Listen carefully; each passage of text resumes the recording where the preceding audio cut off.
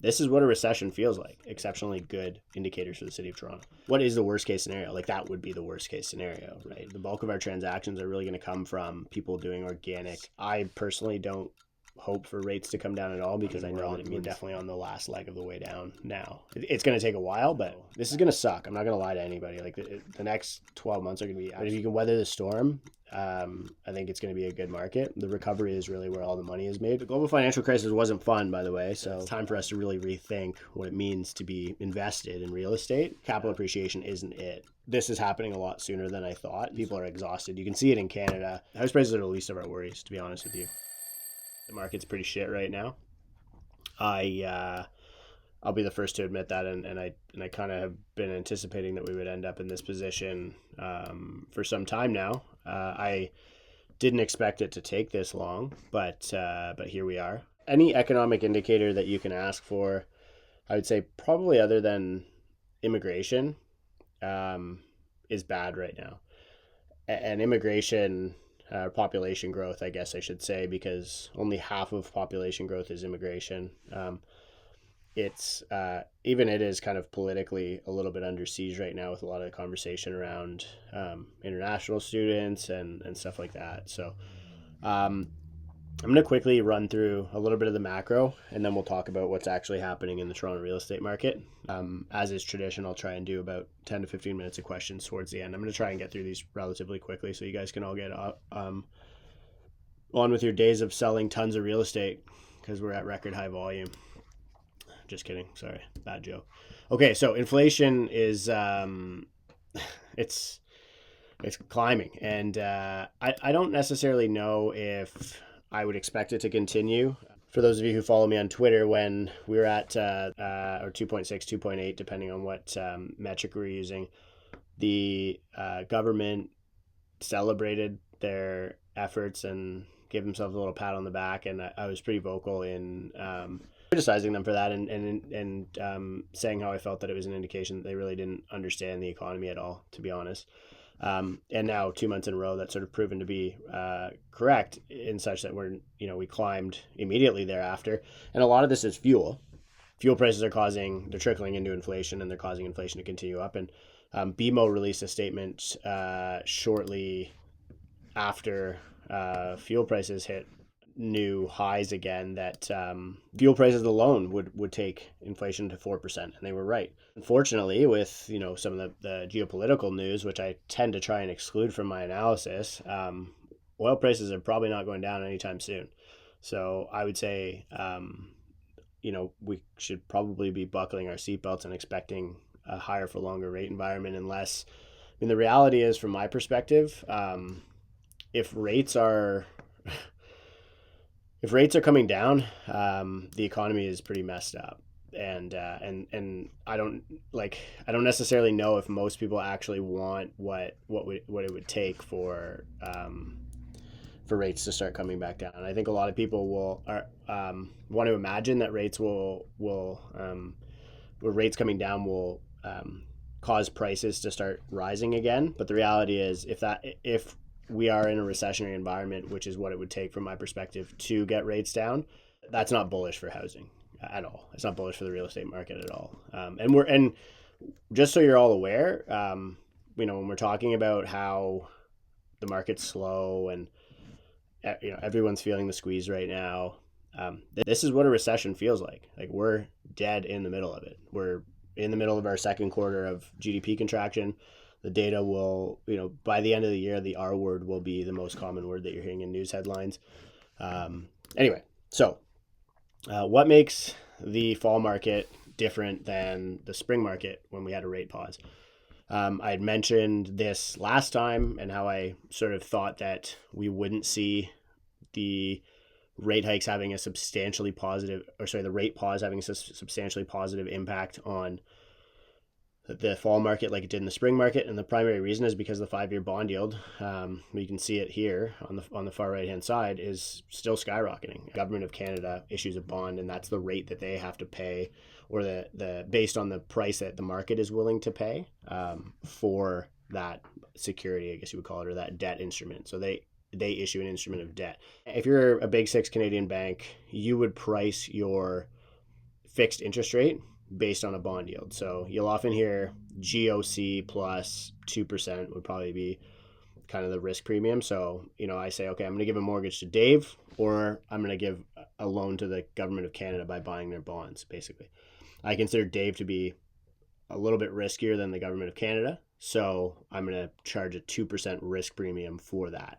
That's basically how fixed mortgages are priced. So where we have the Bank of Canada controlling the variable interest rate, and that's where you hear, the BOC rate or prime plus 2 or prime minus 90 bips or whatever it is on the variable side.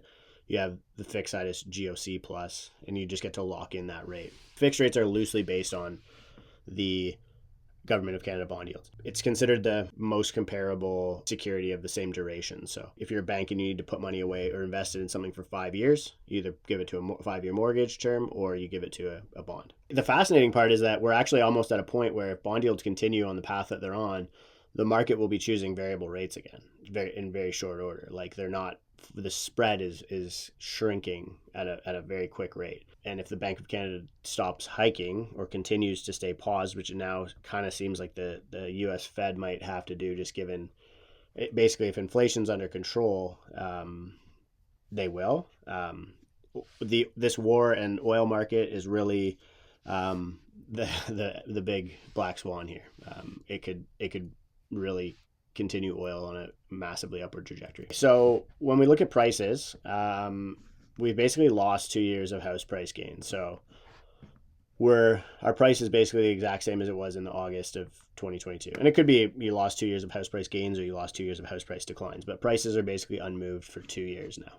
In Toronto's market seems to be basically the most impacted by this flood of supply that we're seeing here. And the big piece of this would be that you can see here, Toronto and Vancouver have seen the two biggest jumps in supply versus Toronto's actually seeing a decline in number of sales on a year-over-year basis. These are your two most heavily credit-dependent markets. You'll see the biggest pain in these markets because as prices go up, people got to take on bigger and bigger mortgages to afford to buy these houses. And so as soon as the mortgage rates change, you start to see the pain show because the markets depend on mortgages to grow or to even continue functioning. One of the big themes that we had for the last couple of years that was keeping prices propped up was that we had supply scarcity or no inventory. That narrative is basically gone. So we've seen a big jump up in active listings to the point where we're almost, we're the third highest number of active listings that we've seen in the last 5 years. You typically will see a jump up from August into September.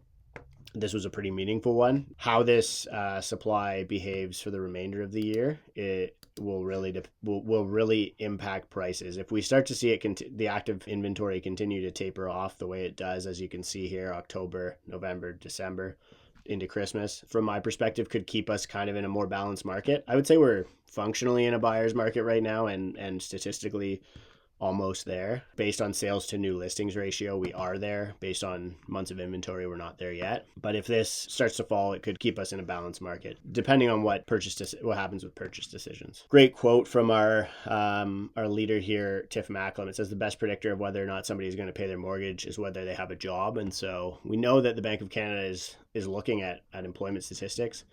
And we can see here that demand for labor is slowing from basically the highest levels that we've ever seen in Canada during 2022. So that's the job vacancy rate, which would kind of lead your unemployment.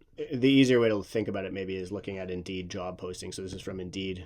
Their economist, Brendan Bernard, says job postings continue to slide, Canadian Job Index. And you can see basically that peak, similar to Statistics Canada and RBC Economics chart above, and how job postings are beginning to slide. So this would tell me that, a rise in unemployment probably isn't far off. Interestingly, this is just something I tracked for a conference I was speaking at last week, but I was looking at the instances of the quote motivated sellers in broker remarks on Treb. And actually turns out that there's fewer motivated sellers than there was in the spring of last year, which I would consider to be a pretty dynamic market. So I think you're getting a lot of people trapped between buy and sell, big disparities in closing valuations. And so April, May, and June of last year had a lot of motivated sellers. So motivated, in fact, that their agents decided to put that in the broker remarks. And you're starting to see that ramp up again. And we know what was happening during that period of time when we saw a lot of motivated sellers as prices were coming down pretty substantially. So it wouldn't be far off to say that this could have a similar impact if it hits those numbers. The number has been growing for 1, 2, 3, 4, 5, 6 months now of motivated sellers. The bigger reason I look at this stuff is to see whether or not there's distress forming in the market, and the reason that distress is an important thing for me to look at is primarily because I'm of the perspective, and I think I said this in the last report, that the Bank of Canada really can't impact the buy side right now with their policy because people are taking fixed rates. If it flips, if the variable ends up being cheaper than the fixed, then they could end up having a greater impact.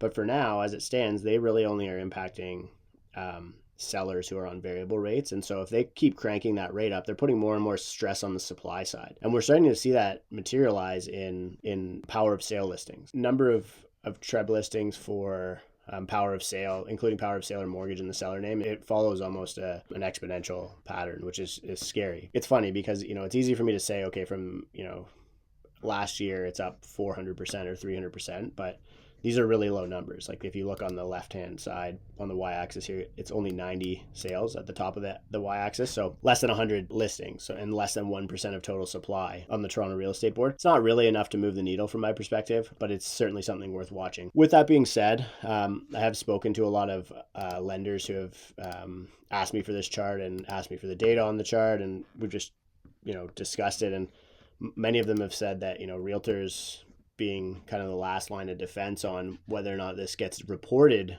properly. No offense to all of us, but we know how some realtors in the industry are about inputting information into listings properly. And so, he would have estimated that it's probably underrepresented by about 90%. He said that we're probably looking at about the data that I'm looking at is about 1/10 of what power of sales actually are. So if you got to that and it's between 1 and 2% of total supply, now all of a sudden it becomes meaningful. A lot of people think that they're going to go get deals on power of sale listings. It's not the case. They transact. If anything, you're less likely to get a deal because the bank has a legal obligation to protect the borrower and their equity. I find that every time I post something about power of sales, I get a bunch of people in my DMs asking me to send them all the power of sales. People just like being sharks and, buying distressed real estate. So it could be, an opportunity in today's market. Similarly, in a very similar looking chart, we're seeing an increase in the number of new listings offering vendor take-back mortgages, so seller financing. This one fascinates me because this was a huge trend in the 1990s downturn, and this was an important indication of distress, but also creativity. Sellers who are looking to offload and willing to give great terms to buyers because they don't want to hold the asset anymore, which to me, I can understand. Like I'm relatively bearish myself, and I would be a net seller in this market. But there are buyers out there who are still bullish and might be looking to buy, but they're maybe prohibited from doing so by 5 or 6 or 7% mortgage rates and having to qualify at a stress tested rate in the 8% range, and their buying power is completely destroyed. Vendor takeback solves this problem, and it did that in the 90s a lot as well. So where banks were the ones limiting the ability for transactions to take place, sellers solve that problem by becoming the bank, by lending the money, by lending their equity to the purchasers. Another trend, but also type of product to look out for would be searching in the broker remarks for vendor take-back mortgages, sending your clients a list of properties that sellers are willing to finance for them, either entirely or some portion of it. As a point of context, regarding the vendor takebacks, no deals are happening in the commercial or development space without vendor take-back mortgages right now. Like every single one of them has some sort of structure like that. GST was finally waived, which is nice on purpose-built rentals. So there's a couple of different ways of looking at this. So it becomes a threat to supply if you feel that immigration and population growth are a bull case by driving rentals up, which I do feel. And if all of that supply, all of that rental supply moves from condos to purpose-built rentals, then it would ease some of that pressure. Rents would stop going up. It would make condos a less compelling investment, and therefore it could ease the housing crisis, which is great, but also make many real estate investments less compelling because you're now competing with massive institutions. Argument number one. It's also worth noting that these deals still don't make sense for the average developer in the city of Toronto. Like economically, the numbers just don't make sense still, even with a 5.5% reduction in their total cost structure. We might not necessarily see the same level of competition that you might outside in cheaper markets, and condos could probably still reign supreme in the city of Toronto. And you can see here a huge increase in purpose-built rental units under construction.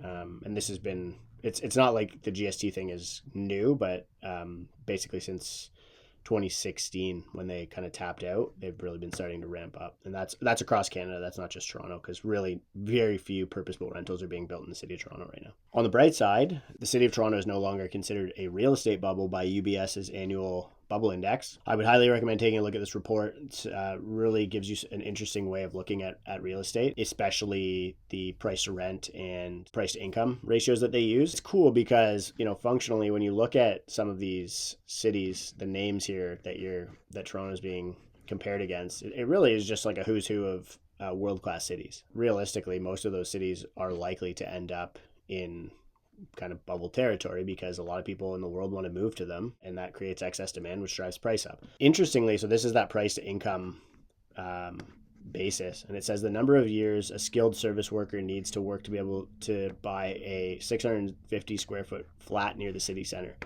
And in Toronto, we're the fourth most affordable city on this list. So we actually have the fourth most affordable on an income basis housing among this list of what I would call mostly world-class cities. Comparably, Vancouver is about 10 places ahead of us, and then Hong Kong is the worst, where the range would be between 20 and 25 years to be able to afford that flat. And in Toronto, it's between 5 and 10 years, or 5 and 7 years, basically.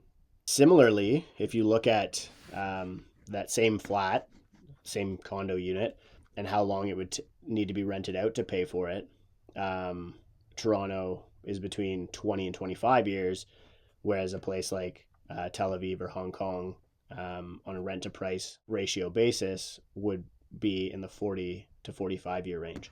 From my perspective, two tailwinds for Toronto if we can maintain our role as a global destination in a city that everybody in the world wants to continue to move to, and we can maintain our stature among this list of cities. These are both exceptionally good indicators for the city of Toronto. Maybe worth noting, actually, just on the real estate bubble index, when you're reading it, you'll note that the primary reason that UBS considers Toronto to be no longer in bubble territory, and Vancouver as well, is because our prices have come down substantially. I do feel the market will continue to drop, and I actually think that if you want a textbook example of, and I've been saying this since even before COVID happened, 2017, 2018, I felt that the 1990s were the exact setup of how the next correction in the Canadian real estate market would play out, and I still feel that way. So in 1989, you saw a drop in house prices about 20%. In 2022, we saw a drop in house prices of about 20%. In 1990, you saw a run-up in house prices of about 5 to 10% in the spring, and then they dropped and erased all those gains by the end of the year. Saw the same thing happen in 2023.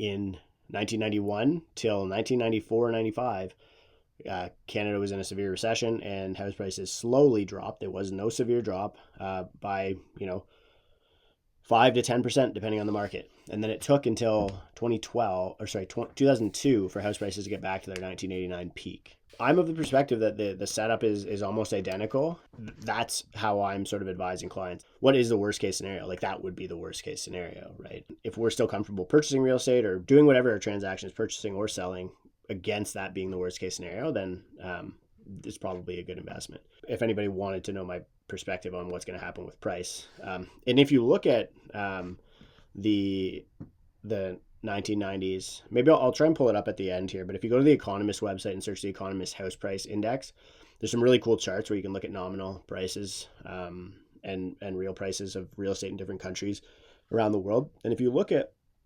1989, you'll see a drop, and then you'll see a little blip up, and then you'll see another drop, and then it basically looks sideways in over the long term. It almost looks like the market went sideways for 4 years, 5 years. Well, I guess counting the recovery, it would have been like 8 to 10 years. A sideways market is a good thing from my perspective, and I think that all of us ought to realtors are very quick to say, oh, house prices are going to go up. And a lot of people are like, oh, Dan, how do you attract clients if you're so bearish? It's like, well, there aren't just buyers in the market, right? There are also sellers. And if a seller thinks the prices are going to go down, they're going to sell. So, a lot of us really gravitate towards bullishness because we want to attract purchasers more than sellers. But the reality is, you can be bearish and be exceptionally successful.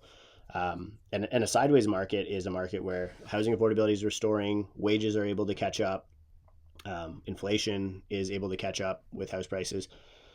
And that is where we can actually make money. We can actually transact. If you want to look at an unaffordable market, a market where prices are ripping, gains are up year over year like crazy, and nobody can afford houses, that's what you saw for the last 2 to 3 years, or 2 years. Volume gets crushed. There's no transactions. And so we shouldn't actually be wishing for house prices to go up in insane ways. We should be wishing for a sideways market. If you're selling $1 million house and buying a $2 million house, and both houses have gone down 20% in value, then you lost $200K on your $1 million house, but you made $400K on the $2 million house that you're trying to buy. And so it is really pure math of it. It means that your net effect is whatever the difference in house price of the upsize is the advantage that you're going to be able to get on a percentage basis. So if prices came down 20%, your advantage would be 20% of the difference, let's say $1 million in that example. Maybe the lower end has actually been less impacted, I find, because there's more buyers and more investors, first-time home buyers who are really rushing to get back into the market. So it's actually an exceptionally good market to upsize in on a price basis. The challenge with upsizing right now is not a lot of people can qualify for the mortgage. And that's really where, again, like these creative structures, looking for vendor takebacks, et cetera, can be advantageous. The market is not like full of optimism and people looking to get rich quick in real estate anymore. And so the bulk of our transactions are really going to come from people doing organic real estate transactions, life changes, divorce, upsizing, downsizing, whatever it is. And that's going to stay that way until basically real estate becomes a good investment again, which it isn't based on a rent basis in the city of Toronto. You can't cash flow anything with the current rents and interest rates. And it isn't based on the interest rate kind of hold forever basis, which is what a lot of people, made their money doing in capital appreciation. Affordability, which I was mentioning there, Canada probably is among the top 2 least affordable markets in the world, but we were already pretty unaffordable before COVID. And so it doesn't necessarily, we didn't accelerate so much. We didn't detach so much from that pre-COVID affordability because it was already bad. But this data, which I believe comes from Bloomberg, states that in order for Canada to return to its pre-COVID affordability, we would need either house prices to go down 33% from the top, incomes to go up 55%, which we know is unlikely to happen, and mortgage rates to drop 350 basis points, which that could have maybe eventually happened, but I still think that's probably much lower than the central banks will ever be able to get rates again for the foreseeable future. This chart below here from National Bank, this is in their quarterly housing affordability index. You can see here Toronto, the first bar, has seen a great increase in housing affordability as a result of some blend of those 3 things. Income is the lightest gray, house prices is the darkest gray, so that's where we've seen the greatest improvement, and interest rates has been the darkest. And that one likely will, in the next quarter's report, that will likely be above the line because interest rates have gotten worse since this one was reported. Incomes and prices are allowing housing to become more affordable. The next one, and this is really important from my perspective, especially in the context of immigration and our ability to attract top global talent, is real GDP per capita. Basically, real GDP per capita, this is, if you take the whole economy, it's a pie, and you cut it up. This is the size of the pie that is given to each person. And so the thing is, in Canada, we're making a little bit more pie, but we're cutting it up between a lot more people. And so you're seeing this huge decline in GDP per capita in Canada, to the point where our GDP per capita basically hasn't improved since 2010. I mean, it's just not necessarily a good way to be running an economy, especially if you are trying to attract top global talent. If your population growth is almost exclusively dependent on immigration and non-permanent residents, from my perspective, the comparison to the 90s is an important one here, because what happened in the 90s was immigration continued, but non-permanent residents, which right now is 50% of our population growth through students or temporary workers, that fell off of a cliff because there was no economy for them to want to come to Canada. And so you could lose a massive portion of your bull case, the immigration bull case in Canada, to there not being an economy to compel people to come here and work. This is a scary one, but basically Canadians are paying more interest than ever. This chart comes from Ben Rabideau, I believe, and it basically shows how interest and principal have completely flipped, and Canadians are paying less and less equity every month and more interest. 1/5 of mortgages right now are negatively amortizing. A lot of the static payment variable rate mortgages, banks are becoming put under pressure, which I talked about last month. And OSFI is supposed to be releasing their set of rules this month about how they expect banks to unwind a lot of these products that were not exceptionally good. Gonna be something to watch, that's for sure, because it's a little bit of a scary situation for the Canadian banks, and a lot of the banks actually probably don't give a shit, but I think the borrowers definitely will give a shit when these workouts start to take place. Looking at the micro, so Toronto real estate market, we saw record low sales for September. I think the lowest since 2006, which is when the data set begins. So you can see all these dots here are your Septembers. You can see your seasonal cycles, all these humps that take place. It would be worth noting that September is typically kind of halfway down most of these humps, and so I would not expect sales to be any better for the remainder of the year. The top of these humps is your spring market, which I think we had a pretty solid spring market, and so I really don't think we're going to see a ton of relief for our industry until early next year. And I mean, we would hope that coincides with the rate environment easing a little bit, but the reality is I personally don't hope for rates to come down at all, because I know that it means that we're in a pretty severe recession in Canada. Listings are ramping up. So you kind of have the perfect storm here happening, which, is the opposite of what we've had happen for the last several years. We've been very lucky in this industry where we had very low inventory and a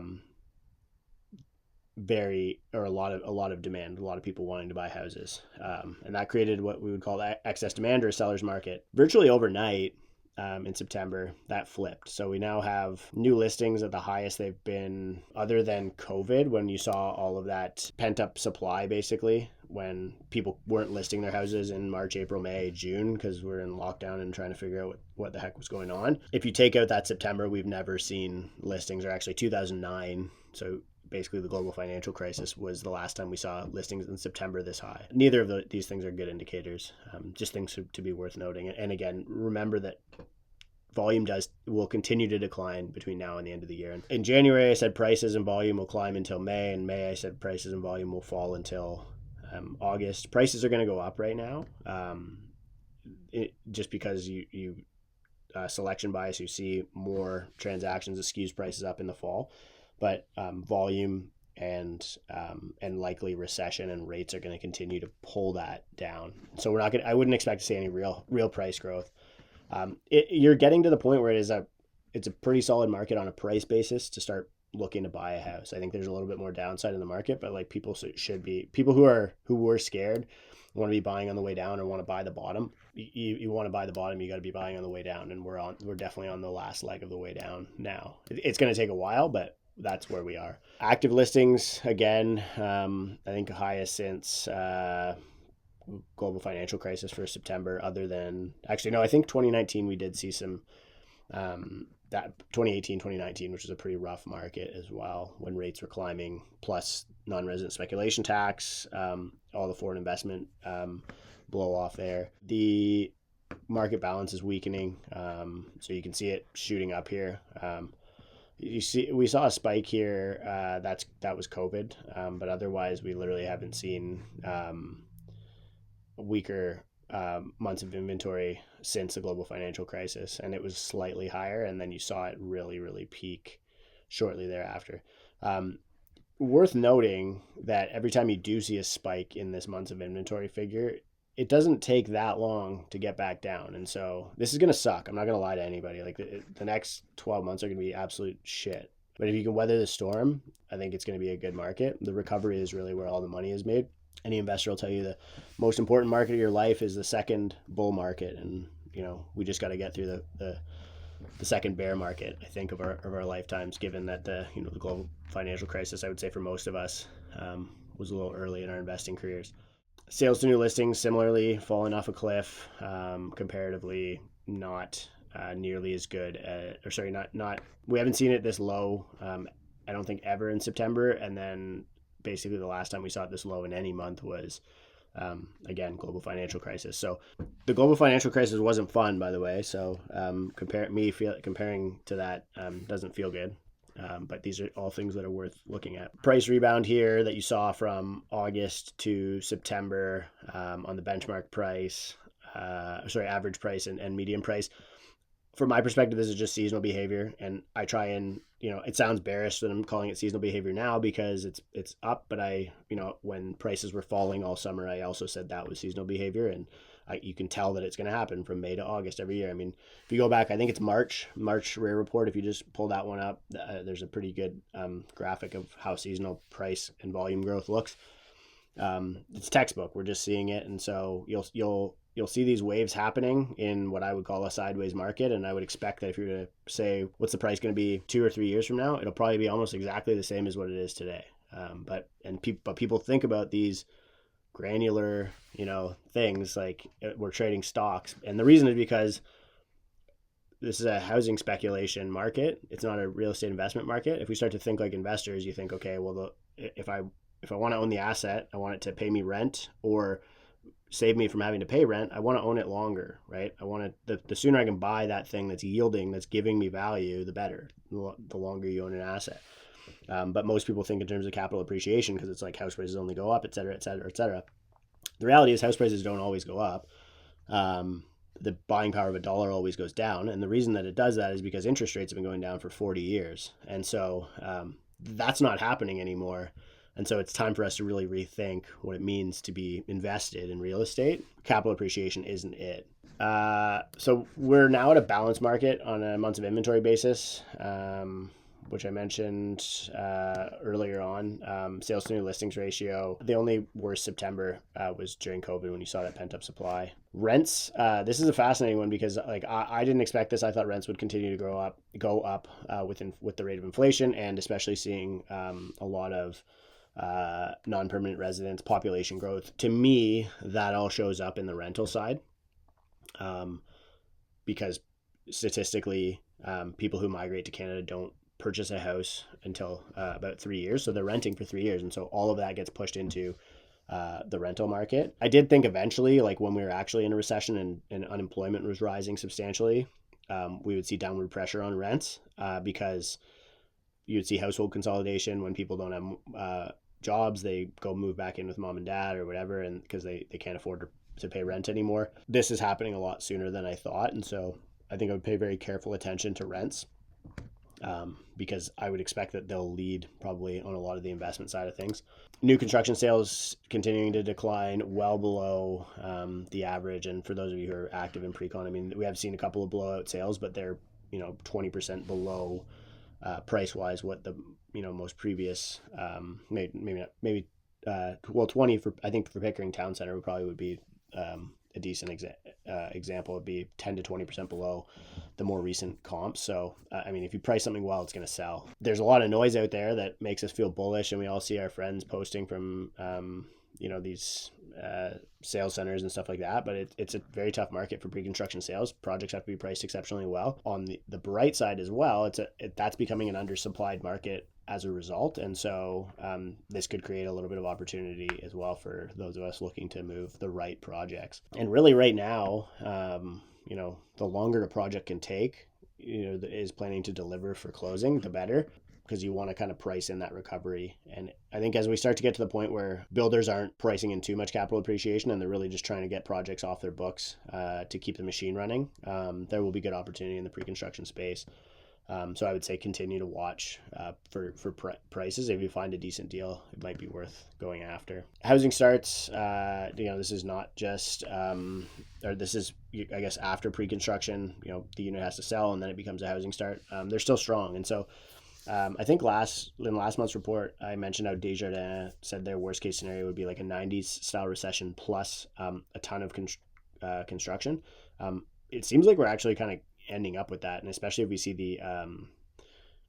the purpose-built rental supply really play a meaningful role in supply. I think that we could actually see a bad recession plus a ton of supply, which could be kind of scary for their downside scenario in the Canadian housing market. Completions similarly up 257% and way above the 10-year average. Mortgage rates are basically as high as they were during the global financial crisis. I mentioned that earlier on, so I don't need to add too much more there. Housing affordability hasn't changed much. It kind of tapered off, and I would expect that it'll probably start rolling over here unless rates continue to climb a ton, which I really don't expect. I think a lot of people are kind of like more doomsday than me and think that inflation is going to run rampant and whatever, but I think we're almost at the point where inflation creates a scenario in which it would be what I would call demand destruction, especially with oil. If prices go so high, people are just like, screw this, I'm not going to drive anywhere, like, you know what I mean? People stop flying because they can't afford it, or people stop whatever it is. And we're almost at that phase where people are exhausted. You can see it in Canada. People aren't spending money, and any money they are spending, they're doing it, or a lot of it, with credit card balances are growing massively. This is how Canadians are dealing with inflation, and eventually that runs out of steam. A lot of people, the idea would be, if you're doing that, you're planning to pay it off maybe within the next 6 months. What happens when you hit that 6-month period and you can't pay it off? The economy really starts to feel it and contract. And we're just getting to the shitty part of being in a recession. Unemployment rate went up slightly, still at historic lows. I would expect that there's definitely room for this to climb. Rents and unemployment are really what I'd be watching for the next little bit. House prices are the least of our worries, to be honest with you. I think the volume is what's gonna kill us probably. Anyway, that's all the positivity that I have to share with you today. If anybody has any questions, I would love to hear them.